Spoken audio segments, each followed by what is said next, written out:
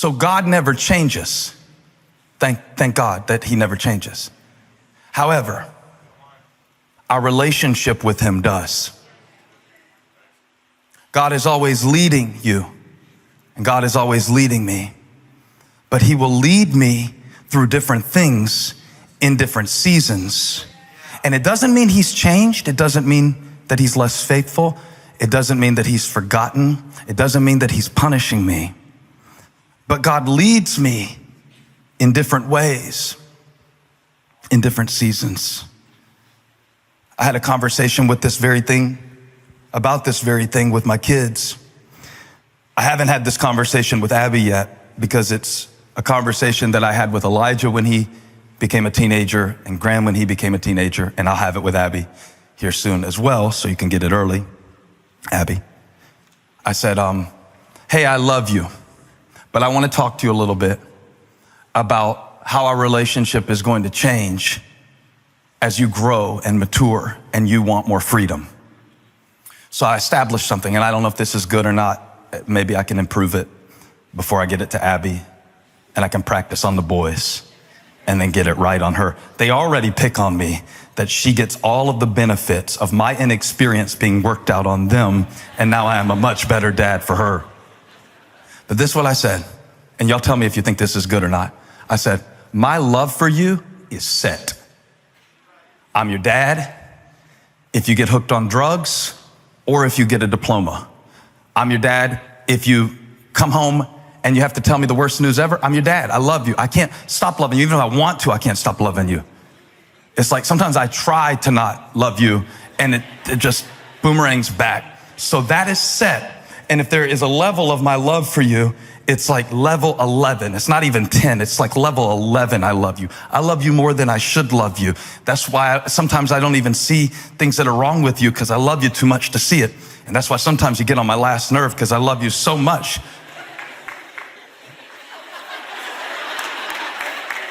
And that was a conversation that my love for you is set, but your freedom is not set in this house. Your freedom is contingent on your behavior in 3 specific areas. And I'm making all this up the first time when I gave it to Elijah, and I had it better when I got to Graham. I'll get it better when I get to Abby. I said it's 3 things. It's respect. You will respect me. You will respect your mom. And if you're going to pick one of the 2 of us not to respect, disrespect me. Because if you disrespect her, you will find out what it is like to have me against you. I know this parenting style is very antiquated and everything like that, but it's just where I come from my understanding of my role, my parental role. If you want my resource, you will give me respect. So we talk about that. Then there will be responsibility. Like, you got to get your crap done, or I'm going to have to treat you like you don't know how to get your crap done. But if you can get your crap done, this is in the Bible somewhere too. If you don't get faithful over little, faithful over much. If you can prove to me that you can do a few things well, I can let you do more things. But you know, it's like a leash. You've heard these parenting illustrations before. And how much liberty, how much license you get is not going to be dependent on how much I love you. Because I love you 11, but I can't let you 11 just because I love you. Woo. I didn't put that in my notes, but I kind of liked it. I love you 11.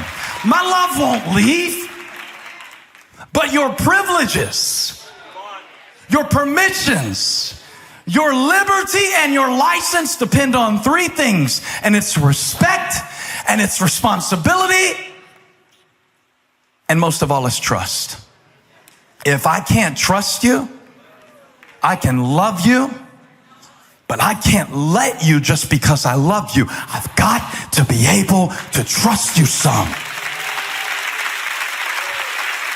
And then I said, how good is this parenting seminar? They ought to put me on Focus on the Family with this. I got something to say. I'm saving my parenting book till all my kids are 60. So I can see how it all turns out. But this is one thing I had to do in real time. I'm like, it's changing. Our relationship is changing. I'm not changing. I love you. That's set. It's 11. It's not going to go to 9 Monday and 7 Tuesday and then Wednesday you win a big softball game. We're back to 11. That's not performance-based. My love is set at 11. Now I want to tell you something. Get real clear before I move on in this message. God's love for you is set at level 11. Very rarely for a righteous man would someone die. But God demonstrates his own love for us through this, that while we were still screwed up, while we were still filthy, while we were still sin-stained, while we were still creating shame through our perpetual behavior that defied him, while I was still a sinner, Christ died for me. So that's set. It's not changing. What shall separate us from the love of God that is in Christ Jesus? You can't take it away. It's set. You can't snatch it. It's set. You can't soil it. It's set. It's set. It's protected. It's settled. It's paid for. It's purchased in blood. His love for me. No but. Just that. And then, out of understanding this, we get the opportunity to make the decision. How much of his love do we want to live in? How much of his freedom do we want to experience? So it says in Exodus that God gave the people not only a place where he could meet with them, the tabernacle, but over the tabernacle came a cloud, and the cloud represented his glory and his presence.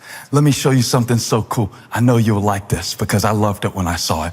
In Exodus 40:33, put it on the board, please. It says that Moses finished the work.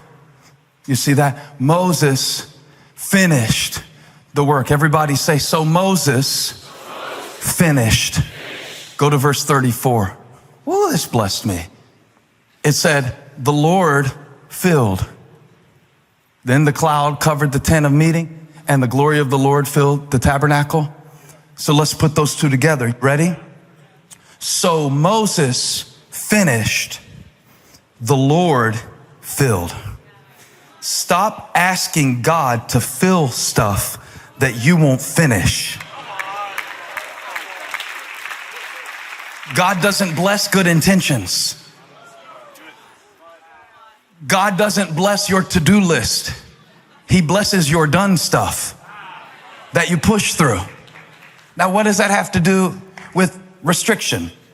It has everything to do with restriction. It has everything to do with the man who walked up to me and said, I knew I could come back, but I'm not coming back because I got so used to not coming that my conditioning was set down here and my permission was set up here. And so I've been living at the level of my conditioning. I stopped coming, even though I have permission to come back. And now there's a gap. And he said, I feel bad. And I said, don't feel bad. Just come back. You could come back. The restrictions are lifted. You can come back. Come on back Sunday. I'll look for you. And I want to tell you, he was here.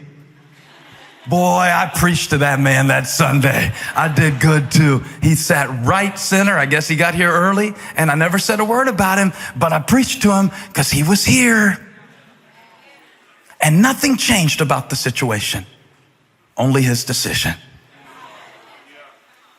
So the cloud had this little thing where it would come down and fill the tabernacle, and then it would lift. And when it lifted, everybody say, when it lifted. Oh, say it with faith. When it lifted. That's it. That's it. God was saying to his people, you can move now. You can go now. You can go forward now. He wanted to lead them all the way to the promised land, all the way to the land of Canaan, flowing with milk and honey. The land where the grapes are so big, you need a partner to help you carry them on a pole. all the way to the land of Canaan, where they could have their own land and settle in it and declare the goodness of God as their inheritance. He wanted to lead them all the way to Canaan. So he gave them a cloud, see? And when the cloud lifted, they got up. And when they got up and moved forward, the cloud took them until it settled again. And when it settled, they settled. And this was the system God gave them in the wilderness. And I'm thinking it would be kind of good if God would give me this for my wilderness. You know, let me know what to do. Give me clarity, God. I just need to see. How many of you want God to show you something in your life right now? This or that. Him or her. Them or them. Here or there. Now or later. Yes or no. Clarity, clarity, clarity, clarity, clarity. I need to see. I can't live in a cloud of confusion not knowing, is this God? I've got to know it's God if I'm going to go. The only problem with that is that God can give you clarity. But if you don't commit, in fact, I'm going to go a little further than that. Clarity comes from commitment. Abraham, go to the land I will show you. And a lot of us are confused because we're not committed. We haven't really decided to serve God with our whole heart. So now we're asking God, oh, show me. I want one of those clouds, Lord. I want one of those clouds to lead me into a new career. I want one of those clouds to show me, God. Give me one of those clouds like Moses had. Moses had a cloud, God. Give me a cloud and lead me. What good would it do? The cloud led them around and around and around and around in the wilderness, because when it finally got them to Canaan, they didn't have the courage to go in and conquer it. Did you hear what I said? God gave them clarity. Okay, this is what I want you to do. This is where I want you to go. Here is who I've called you to be. This is what I want to give to you. They had clarity, but they didn't have the courage to act on the clarity that God gave them. So we keep saying, God, I need more information. God, I need more knowledge. We don't need knowledge. We need commitment. Because the moment you decide, I'm going to be free, God will show you where the keys are. The moment you decide, not just dabble, not just test it, not just sometimes, not just once every 3 weeks, not just when you hear a sermon get fired up. The moment you commit to it, God will give you clarity, but clarity comes with commitment. The moment you decide, I'm going to be a better husband, God will show you how to be a better husband. The moment you decide, I am not going to keep running to these drugs anymore, God will show you who to talk to that can help you make different decisions. The moment you decide, the moment you commit, and the moment that you step is the moment that you're strengthened.